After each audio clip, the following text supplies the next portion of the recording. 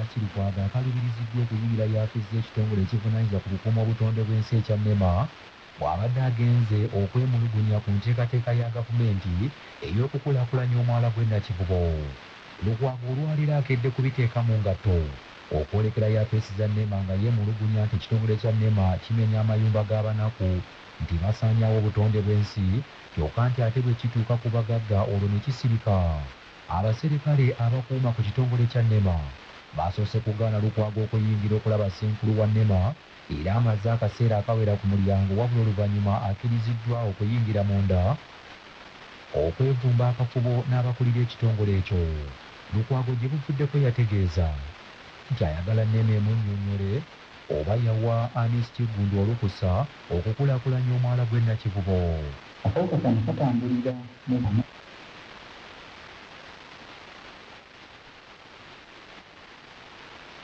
management esinduka enforcement ekirira ebinene nga bwe bakola ku banaku bulijjo bamenya bukiyosiki bwabwe n'obuyumba. Ekyokubiri tugenda mu NEMA mukulu balirega akankwata tumugambe nti sebo bulijjo ogamba nti omenyaamenya abantu lwakuba tebalina NEMA certificate bazibye mu ntobazi noono tukizudde talina NEMA certificate tugende tumumenye tugenda kulaba baligeya akankwasa.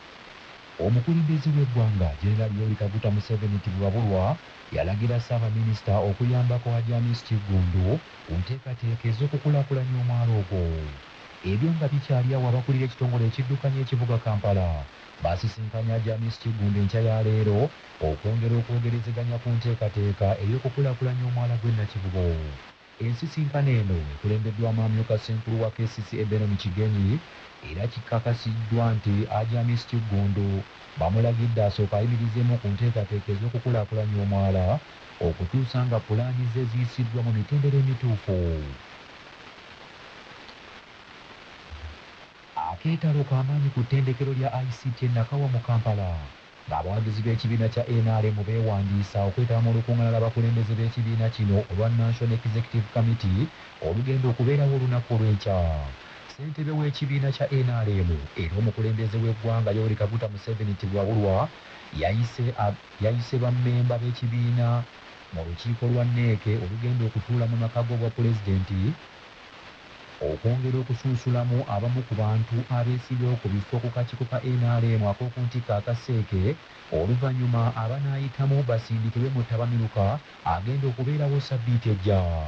Olukiiko lwa SEEK lwalagidde bammemba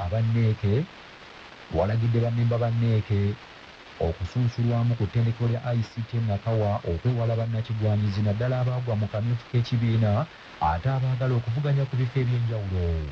Olukiiko lw'enkya lutegekeddwa oluvannyuma lw'olukiiko lwa SEEK okutuula olunaku olw'eggulo ne lusalawo ku ngeri ttabamiruka w'ekibiina kino gy'agenda okutegekebwamu awatali kutaataaganyizibwa nsonga yonna. Ebyo nga bikyali awo ssentebe wa NRM e Kayunga era ng'avuganya ku kifo ky'amyuka ssentebe wa NRM atwala ebitundu bya Buganda Moses Kalangwa asambazza ebyogerwa nti yaggiddwa mu lwokaano. Waliwo abatekulipulira n'obubuli mu byagayogera byagenda okukolera NRM ate bwe twayogedde nabo bonna nga nze mbasinga kubanga nze mbadde chairperson wa NRM mu myaka 25 tewaliwo alina bumanyirivu obwo bwesingira bona.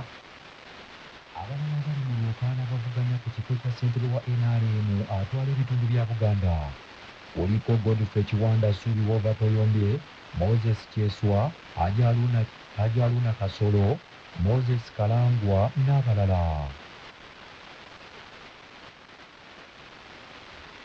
Ekitongole kya Nsindikanja ekiteekateeka omwoleso gw'ebyobulimi n'obulunzi nga kiri wamu n'ekitongole kya Nalo batandise kaweefube ow'okubangula ebibiina bya CBS PEWOSA okwongera ku mutindo gw'ebintu ebikolebwa nabo okwekulaakulanya.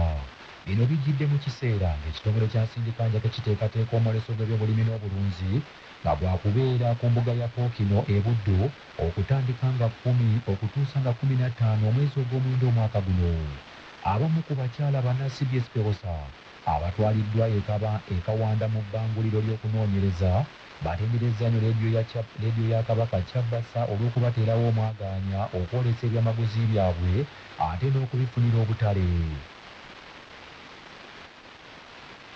Bwe tunagenda e Masaka nga tukoze ebintu ebiri ku mutindo abantu bajja kumanya nti ebintu ebiri birungi biri ku mutindo.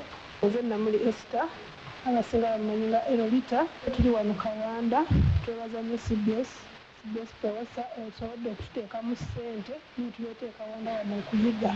Nyongedde okukumanya kubanga tulabye ebyuma eby'enjawulo ebisobola okutuyamba ku value addition kubanga gy'emirimu gyaffe twongera omutindo.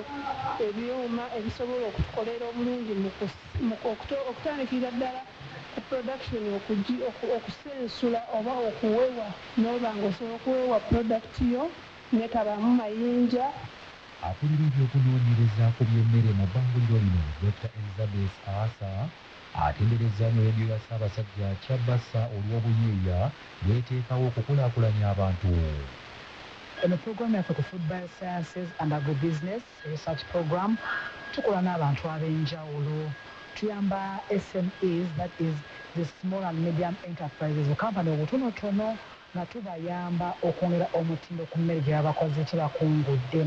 Tukola ku mmere ez'ebika eby'enjawulo, lumonde, muwogo, kasooli, yogera ku mmere yonna tusobola ogyongerako omutindo. Kati abantu baffe tubayigiriza engeri asobola okukwatamu emmere n'agyongerako omutindo. Manya obubona obuddo obw'eddembe lyo tonyigirizibwa ddembe lyo ery'obwebange. Kyateeka okuwa omukyala n'abaana ebyobusika hamwe n'amateeka Judy Mbabaali bw'annyonnyola. Lwali omuntu abadde asobola okulama ebintu byonna by'alina n'atawaako mukyala we oba baana. Kati kyabuwaze nti balina okufuna obanga okoze ekiraamu okuggyako ng'olina ensonga nkulu nnyo ng'era ekkirizika mu mateeka ng'era ogiraze. Minisitule y'ebyobulamu ng'eri mu kukuza omwezi gw'okulwanyisa n'okukendeeza ku muwendo gw'abakyala abafiira mu ssanya olw'ebbula ly'omusaayi. Abalotalekera boovu bulindo bali mu kaweefube ow'okunoonya omusaayi ogwetaagibwa mu malwaliro naddala abakyala gye bazaalira. Kino abalotalekera boovu bulindo bagenda kukikolera mu lusisa lw'ebyobulamu lwe bategekedde mu kisaawe kya Kereziya e Bulindo, olugendo okumala ennaku 2 nga lutandika olunaku olw'enkya ku Lwomukaaga lukomekerezebwe ku Ssande ya Ssabbiiti eno. Olive Businje amyuka akulira ebyobulamu mu disitulikiti y'e Kayunga era avunaanyizibwa ku kugonjoola enkaayana mu lotalekera boovu bulindo agambye nti ng'oggyeko kukuŋŋaanya omusaayi bateeseteese n'okubangula abantu ku bujjanjabi obw'enjawulo. Tubayita tugenda kukebera abakyala ku nsonga z'abakyala, tulinayo ab'amannyo, tulinayo baddokitaazi bonna aba buli kika. Mujje tubajjanjabe mu musujja gw'ensiri, ate ekisinga obukulu ennyo kwe kusoma n'omanya